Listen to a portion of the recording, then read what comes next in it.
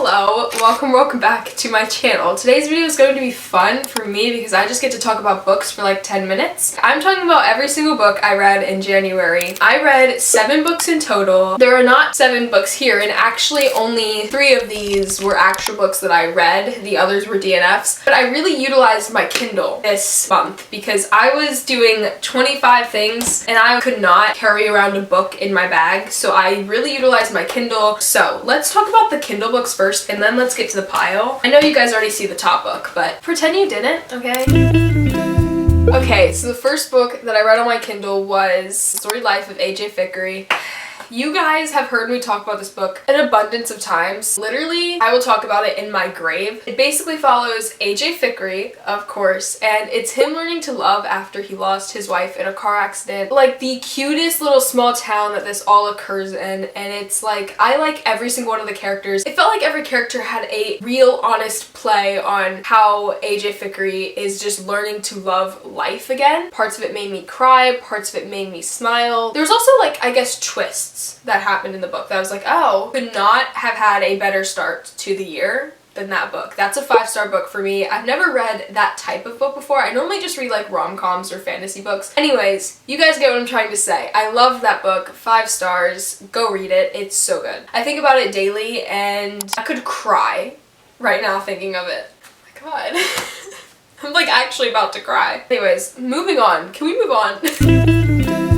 Okay, moving on, the second book I read this year was Must Love Books, and I believe I gave that a 3 stars. Let me make sure. Okay, yes. I gave Must Love Books a 3 stars. I read it on my Kindle. It had things that I liked, like good banter. I guess I liked both of the main characters, but I was never invested in the storyline. I don't really know what was wrong with the book. I think my biggest problem was the girl main character that you were following the whole time. I just felt like she talked about work, like, way too much. She talked about how much her work stressed her out, and I was like, okay, but this is 3 chapters of you talking about how stressful your work is. That's making me stressed, girl. Like, let me live. I was trying to read a book to not be stressed.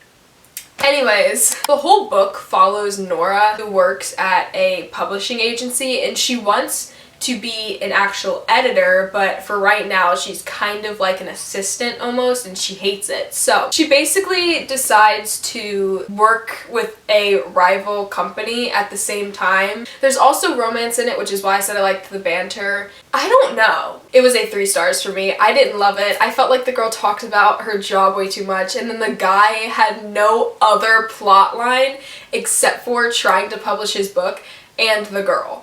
And I was like, okay, take with that what you will. Must Love Books was a 3 stars for me. Let's move on, because I didn't like the book. I don't want to talk about it for long. Okay, next book I didn't read on my Kindle, but I read it as an audiobook. The next book is When in Rome by Sarah Adams.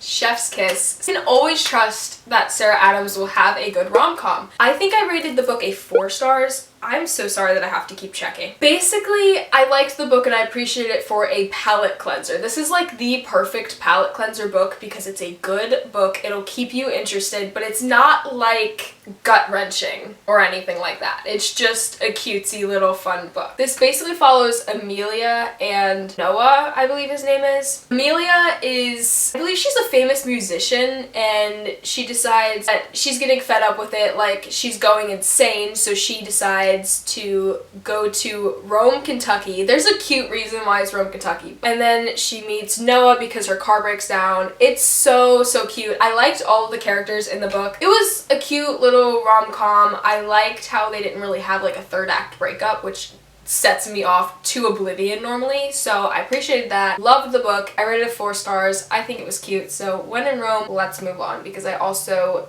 don't think there's much else to talk about that book. It was kind of a little bit basic. We are now on to the physical books. Actually, no, we're not, because there's actually one that I did read as a physical book, and I'm trying to utilize our library more this year. I did read Serpent and Dove this year and really loved that book. I think I gave it a 5 stars actually. That book basically followed a witch and a witch hunter. It's a fantasy book, so basically for some reason, which is like kind of a funny reason, they have to be married, and then the witch is like living with her husband who's the witch hunter, and then also a bunch of other witch hunters. It's an enemies to lovers, but but also the guy doesn't know that she's a witch. And it's just so funny because every time something happens and he's like trying to figure out who it is, she's right there. And it's like, you're literally dumb. I liked the characters. I liked the two main characters, but I also liked the other characters because there was like a found family happening there. It felt like every single little thing was intertwined in the book, and once you get to the end, like that from the beginning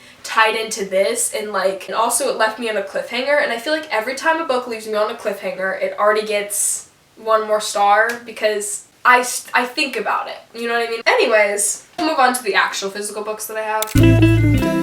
The first physical book that I want to talk about, of course, is A Court of Thorns and Roses. This, I feel like everyone read last year or the year literally before that. I finally gave in. I feel like when I started reading, I was not a fantasy girl in the slightest. I had my friend convince me to read Dance of Thieves and Vow of Thieves, and ever since then, I have been a fantasy girly. This, I believe I gave a 3.5 stars, but I'm on the second book, quite literally halfway through it right now, and so much better than the first one. I really appreciated the first book. I felt like you needed this to understand the world. Had a way of writing this whole book where you just dove headfirst into it, and then you kind of had to learn a little bit more as you go. This was also the first book that I read with people with like wings. I don't know. I feel like in this book she's learning a lot more about herself, and then in this book she's kind of just trying to survive. This was a 3.5 stars. Let's move on to the next books because I feel like you know what ACOTAR is. You know what I mean? I don't feel like I need to like talk too much about it, but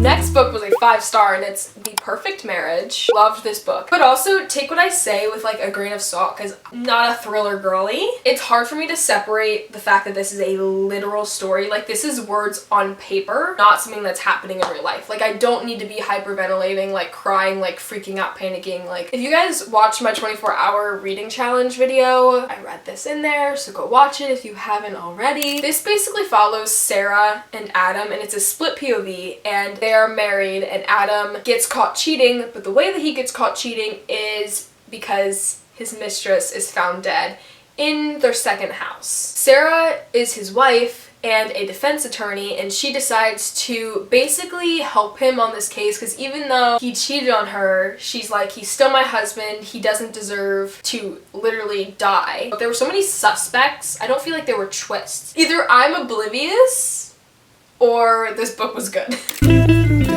Last book I read this year is The Prison Healer. Some of the things in this book felt repetitive at times, and I liked the plot, but it was like, what do you mean? Like, what's going on? I'm just a little bit confused. And then it would like reinstate itself like 5 times after I finally figured out what, like, I understand now. You don't need to like tell me 20 times. Ending plot twist, everyone was like, oh my god. Everyone who rates this book 5 stars was like, the ending was just so insane. And I was just like, oh. I rated this book a 3 stars. This basically follows Kiva, and she's the prison healer. The people who are in this prison are like probably never gonna get out unless they die. One day, the Rebel Queen, which is someone who basically wreaked havoc on the outside world, ends up, you know, arriving to the prison finally, and Kiva has to keep her alive because whenever there is a like person of royalty, they have to compete in 4 trials: trial by air, trial by fire, trial by water, trial by earth. Because the Rebel Queen is not in a stable condition to be competing in all of these challenges to grant freedom for her, Kiva decides that she's gonna compete in the challenges, and if she survives, Kiva will also be set free. So I guess throughout the book you're also following Kiva like finally learning to just like have friends and let go a little bit because she's always been really closed off. It just,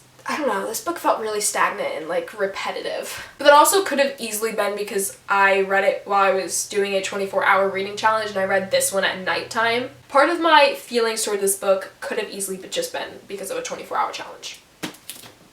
That's my opinions. Let's talk about the 2 books that I DNF'd. You guys can obviously see, oh my god, can I speak? You guys can obviously see this top book, so let's talk about that one first. 7.5 Deaths of Evelyn Hardcastle. Every time I talk about this book, I just have to read what it says in the back because there's no other way that I feel like I could explain this book and it would make sense. Evelyn Hardcastle will die every day until Aiden Bishop can identify her killer and break the cycle, but every time the day begins again, Aiden wakes up in a body of a different guest. I think it's interesting. This DNF happened just simply because Court of Mist and Fury arrived and got off of hold when I started reading this book, so I stopped reading it. This next DNF,